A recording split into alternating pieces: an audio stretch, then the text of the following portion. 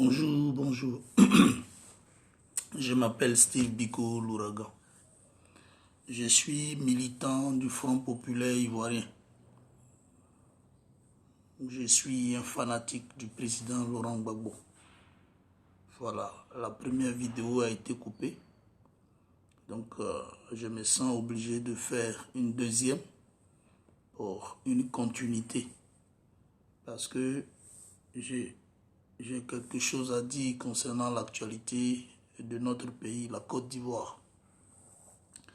J'ai ma ligne de conduite qui est établie sur 4 points. Le premier point, c'est pourquoi j'ai peur et je ne fais pas confiance à certains cadres. Pourquoi j'ai peur et je ne fais pas confiance à certains cadres. Je vais essayer de développer cela, de commenter et vous allez comprendre. Deuxième point, c'est l'aspect russe. Sa sortie devrait être soutenue par tous.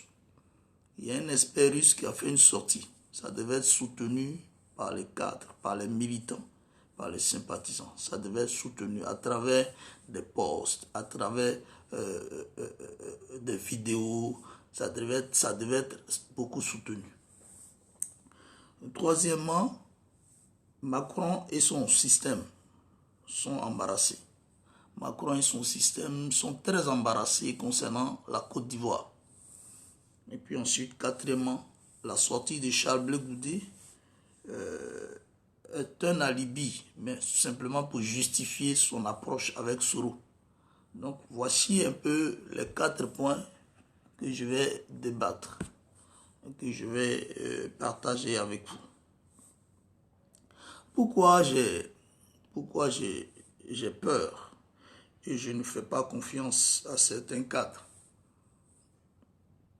Les exemples sont multiples et puis les exemples sont visibles. Voilà. Je regarde l'environnement politique, mais en même temps, je pars du début de mon engagement. Mon engagement a commencé en 1999. Là, je n'étais pas trop en contact avec le peuple. Donc, j'étais dans mon coin, j'observais.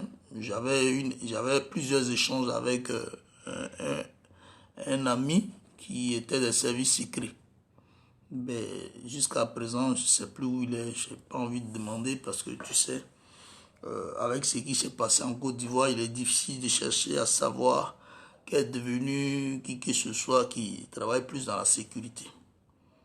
Du moment où on parle des morts, du moment où on parle des personnes disparues, voilà, du moment où on parle des personnes arrêtées, emprisonnées, du moment où il y a plusieurs exilés, je crois que si le frère me reconnaît à travers mes vidéos, peut-être qu'il pourra demain venir vers moi. Par contre, c'est son nom, j'oublie, et je n'ai aucun indice de là où je me trouve. Chapeau à lui, parce que c'est lui qui a réveillé un peu la flamme de l'engagement en moi. Donc, de 99, on arrive à 2000. 2000 où nous sommes allés aux élections.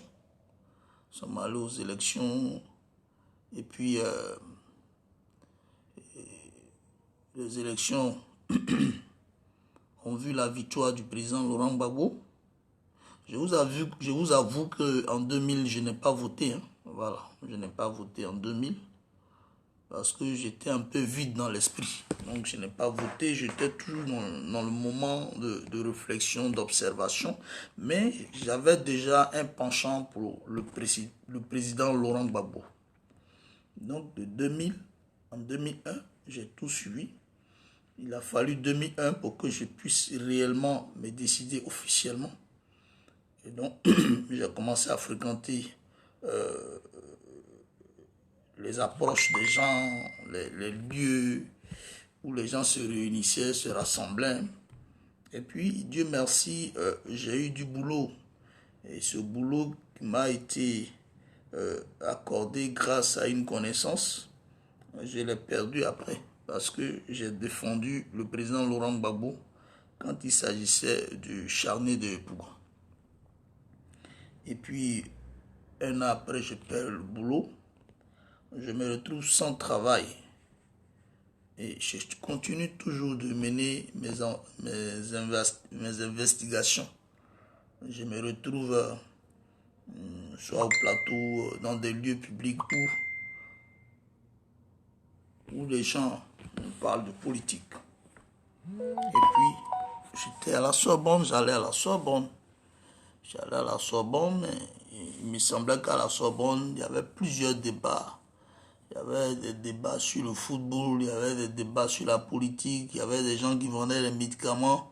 Bon, c'était un attroupement qui m'intéressait, donc j'y allais de temps en temps, jusqu'à ce qu'on apprenne les histoires de 2002. 2002 a chagriné par fini beaucoup d'Ivoiriens. Ça nous a donné beaucoup de chagrin, beaucoup de tristesse et beaucoup de révolte en nous-mêmes. À telle enseigne qu'on s'est senti obligé de faire quelque chose.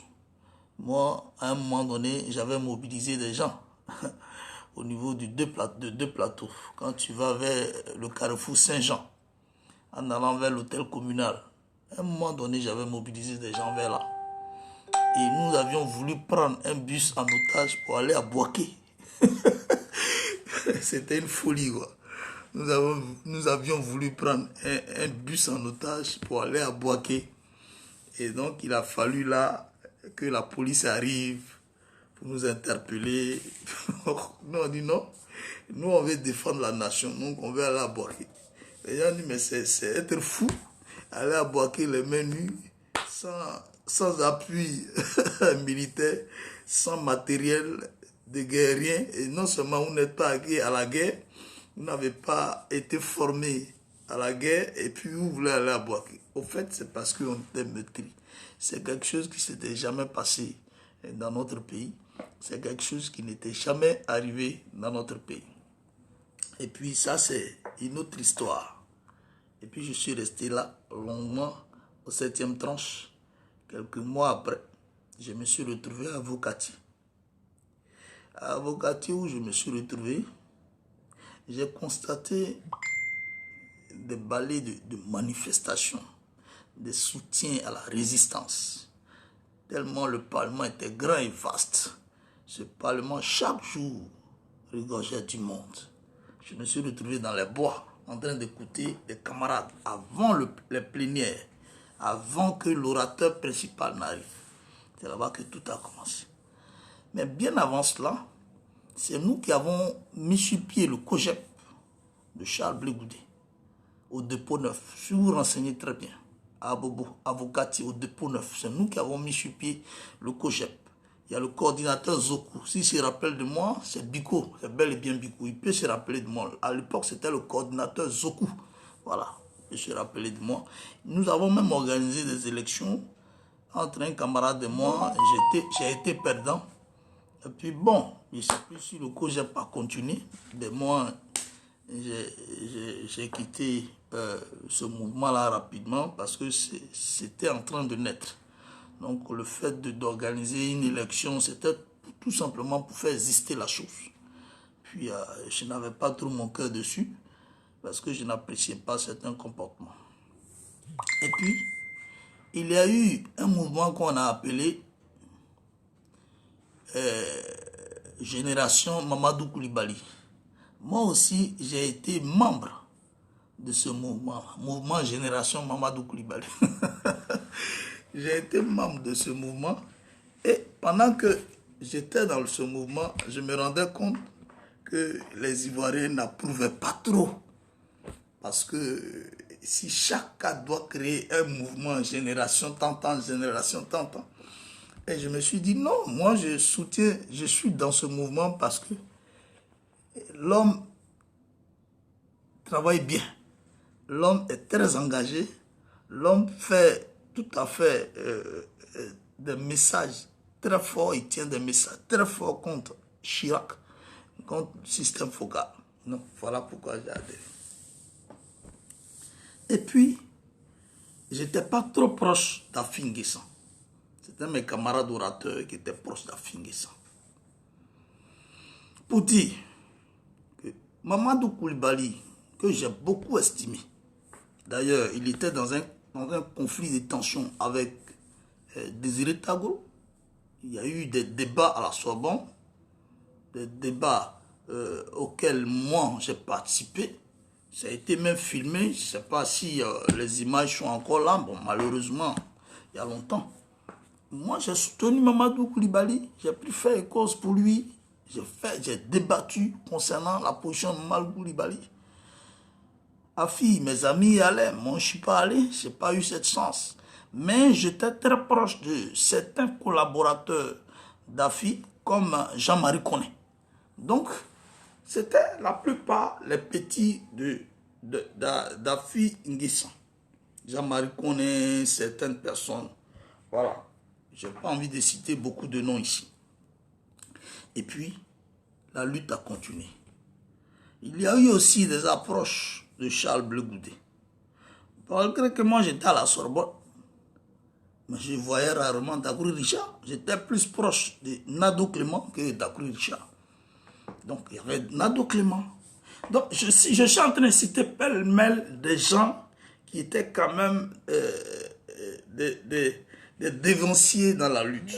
Afi, Mamadou Koulibaly, Boumbo Abré. Je suis allé chez Boumbo Abré avec une équipe qu'on appelait Gigogel. J'étais le chargé de mobilisation. Nous sommes allés chez Boumbo Abré. Boumbo Abré, il y a eu Boumbo Abré, il y a comment on appelle? Je dis bien Afi, Mamadou Koulibaly, Boumbo Abré,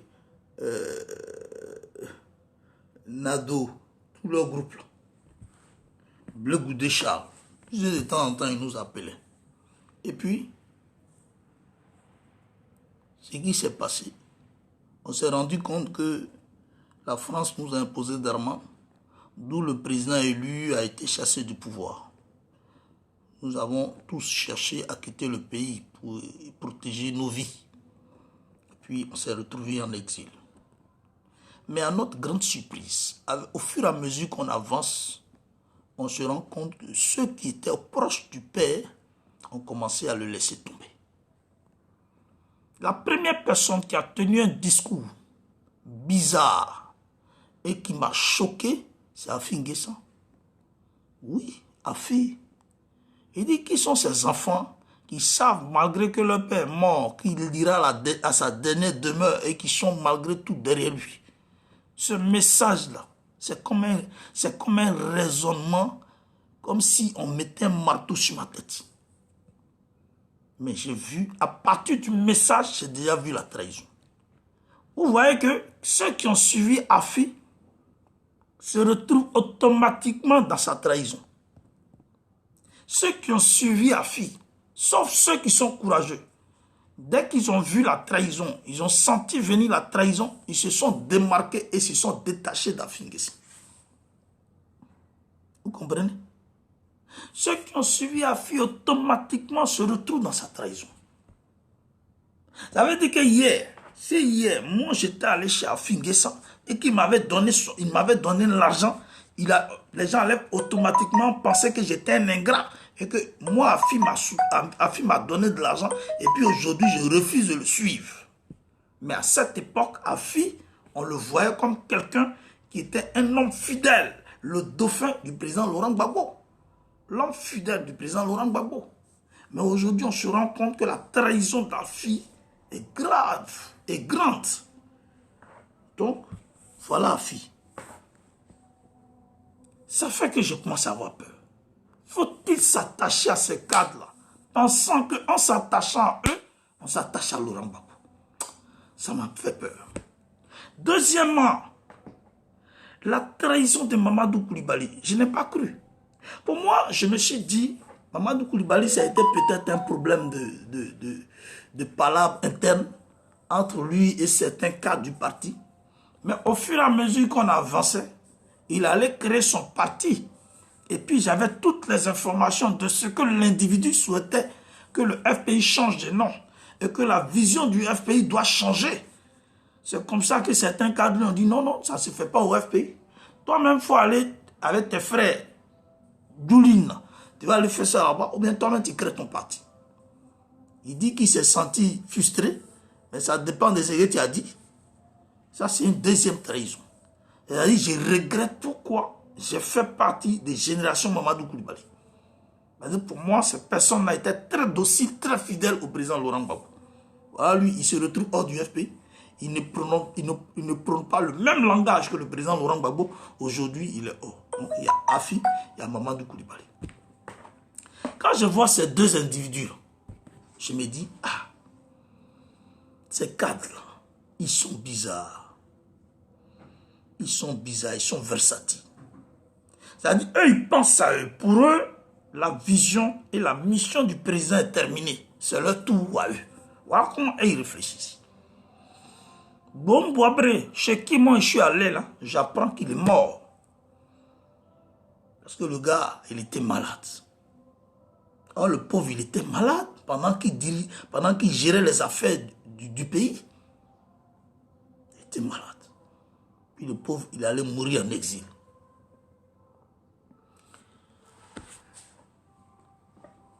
Je sors de toutes ces personnes que j'ai citées, au fur et à mesure qu'on avance.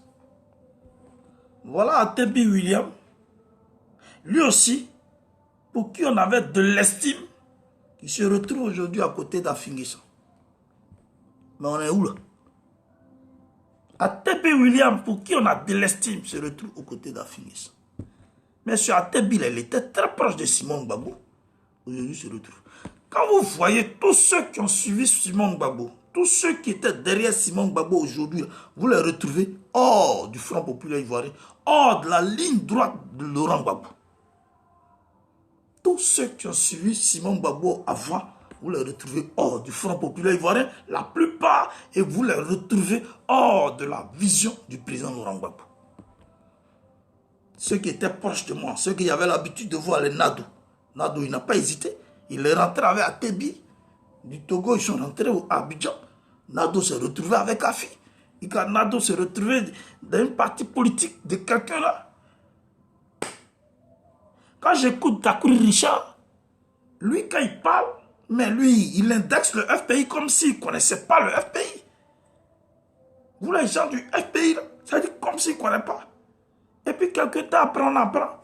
Blé Goudé lui-même finalise et officialise son mouvement parti politique. Ah! Mais on va où?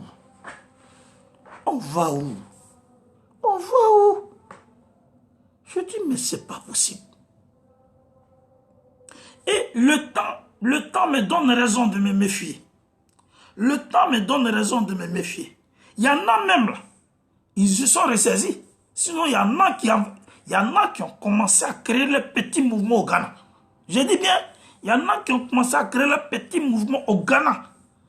Et qui, dans leur esprit, pour Gbagbo Laurent, c'est terminé. Donc, ils avaient commencé à créer leurs petits groupes, leurs petits mouvements. Certains sont rentrés aujourd'hui à Abidjan. Ce n'est pas le moment de dire non. Mais je les connais. Eux-mêmes, ils se connaissent.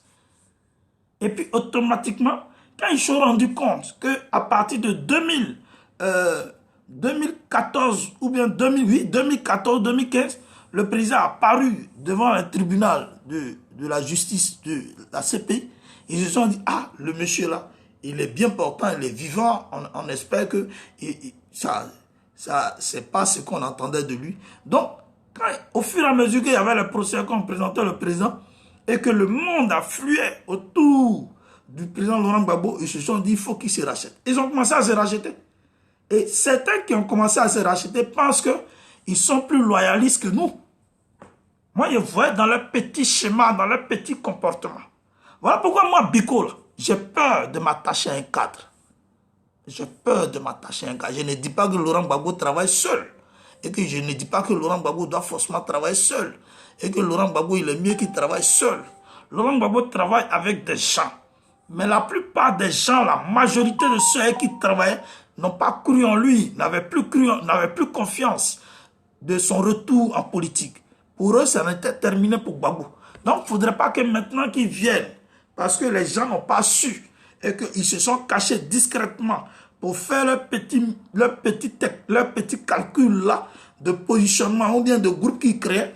Et puis, à un moment donné, ils se sont rendus compte qu'il fallait maintenant revenir. Il ne faut pas ils vont faire croire qu'ils sont très fidèles, ils sont très radicales où ils sont dociles au président. Non, je les connais hein, tous, hein, je les connais. Je les connais. Je préfère être partenaire, ami avec un cadre. Parce qu'on est tous du FPI, on dit camarade. Je préfère être ami que de travailler pour un cadre et puis il va me prendre pour son petit. Moi, il prend de là, il est en train, il est bas blanche. Non, lui, c'est mon petit. Je ne suis pas dans ça. Hein. Bon, histoire de c'est mon petit, c'est mon petit. Moi, je ne suis pas dans ça. Donc, voilà pourquoi j'ai peur et je n'ai pas confiance à ces cadres. Et voilà, on continue le chemin. Voilà Simone Gbagbo qui est sortie de prison. Dès qu'elle est sortie de prison, elle a pensé que le parti là, c'était la propriété privée. Elle a pris ça en otage. Tu as vu? Elle a pris ça en otage. Ceux qui l'ont suivi hier ne sont plus avec elle. C'est un nouveau groupe qui est là. Elle fait ce qu'elle veut. Elle défie même le père fondateur. Elle défie le président élu du parti. Elle fait ce qu'elle veut. Et ça me rend amer. J'ai dit, mais ces cadres, ça sert quoi de s'adosser à eux? Et toi, tu fais le bon barat, tu fais le travail, le boulot même, tu fais le boulot, et puis eux, ils vont profiter des dividendes. Et ils vont aller devant le chef pour dire, oui, c'est mon petit, il est avec moi. Et puis le chef, comme il a dit, c'est mon petit, le chef va dire, ah, ton petit, il est bien. Hein?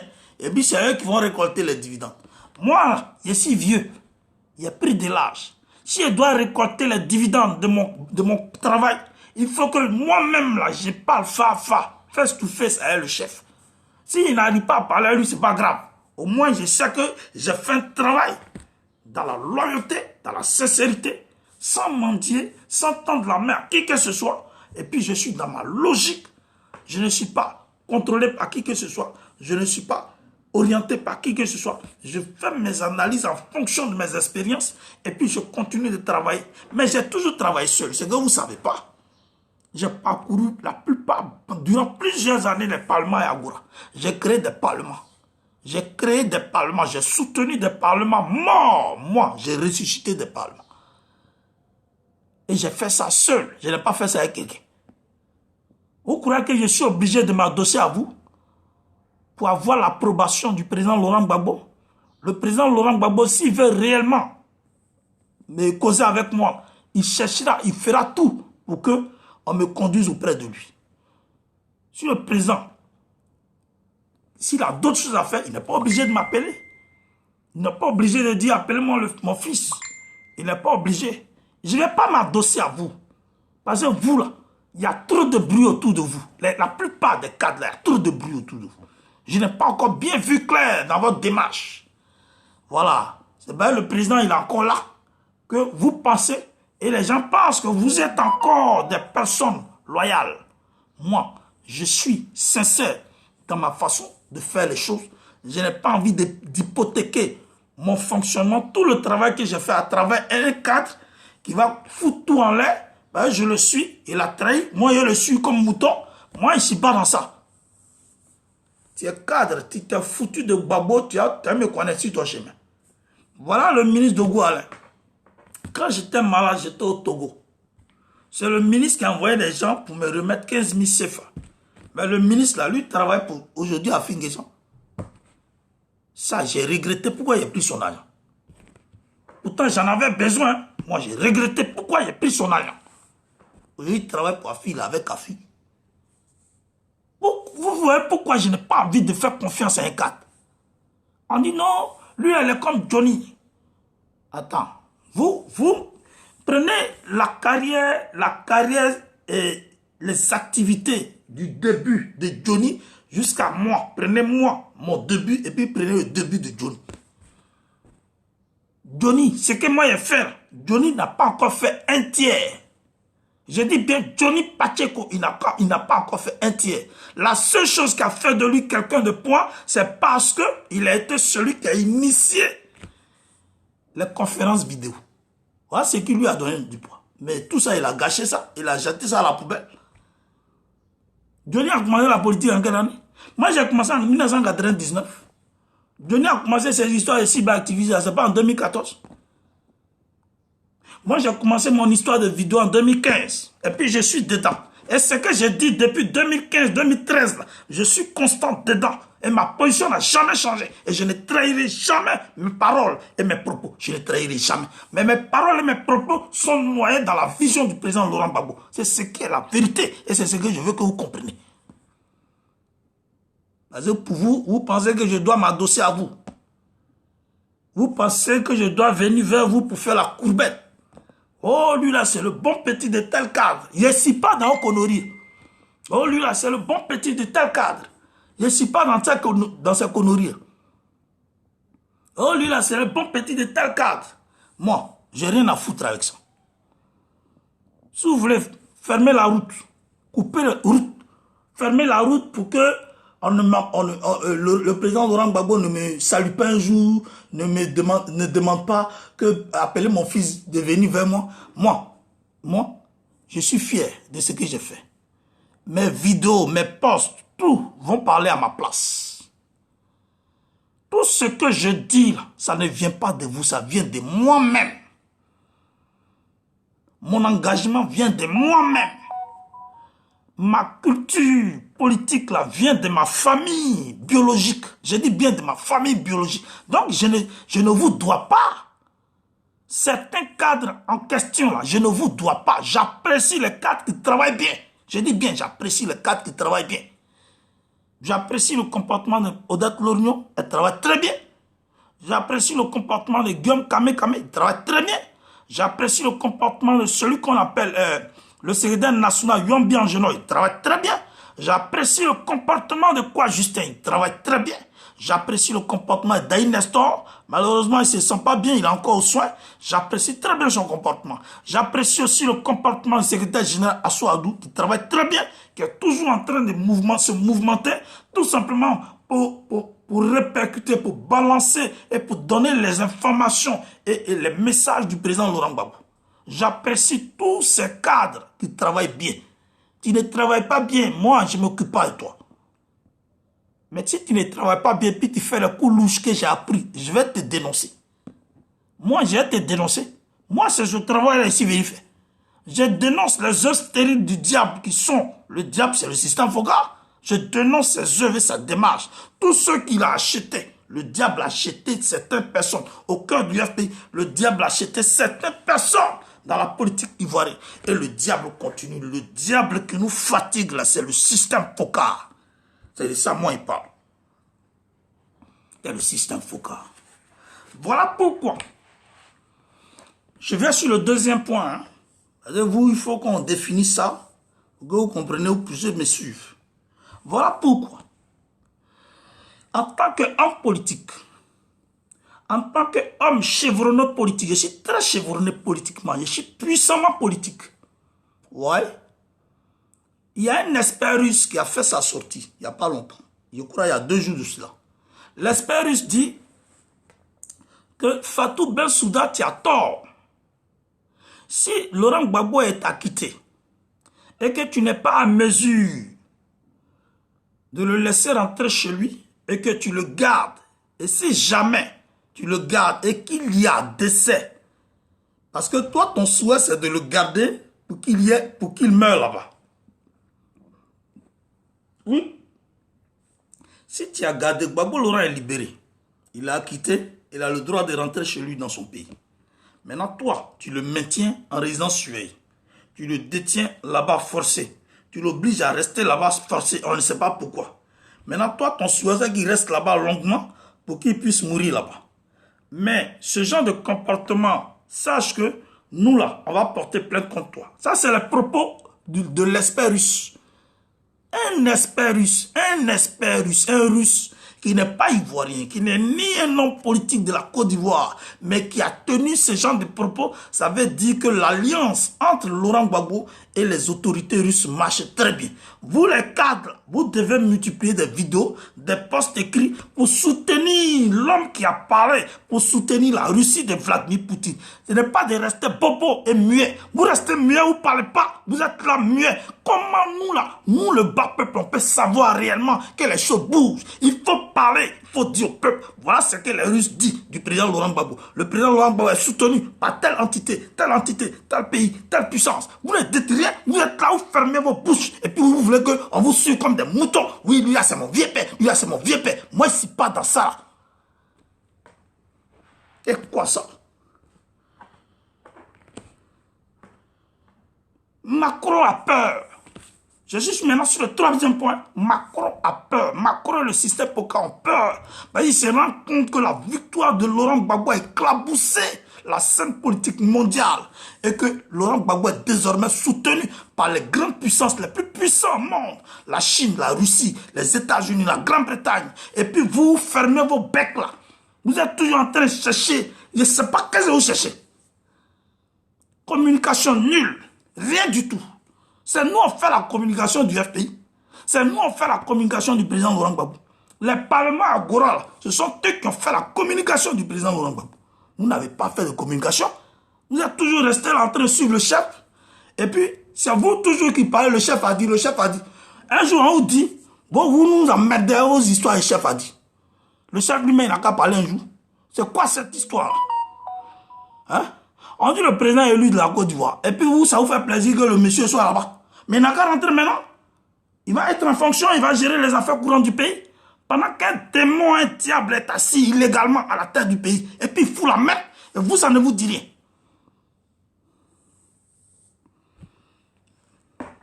Chers miens, chers résistants, ce que j'ai dit avant, c'est ce qui est d'actualité. Charles Blé Goudé multiplie ses sorties pour justifier son approche avec Soro Guillaume, le rebelle. J'aimerais dire à Franklin Nwamsi que Laurent Gbagbo n'a jamais été chef rebelle et n'a jamais initié un coup d'état quelconque. Si Laurent Gbagbo voulait faire coup d'état, c'était sous Houphouët-Boigny, où les opportunités lui avaient été données. Oui, avant que Laurent Gbagbo ne quitte la France pour venir dans son pays parce qu'il était en exil, la France de Mitterrand lui a demandé d'accepter que la France voulait faire un coup d'état à sa faveur. Il a refusé ça. Il a refusé ça. C'est pas en 94 là où il a le peuple avec lui. Il va projeter un truc de coup d'état. Toi, tu fabriques des conneries pour venir balancer sur les réseaux sociaux. Toi, tu mens comme ça. Tu fabriques des conneries pour... J'ai répété ce que j'ai dit. Je souhaite que cette vidéo-là même soit... Je ne sais pas si elle est enregistrée. Seigneur, prends pitié. Laurent Gbagbo était en exil en 88, 87, 86.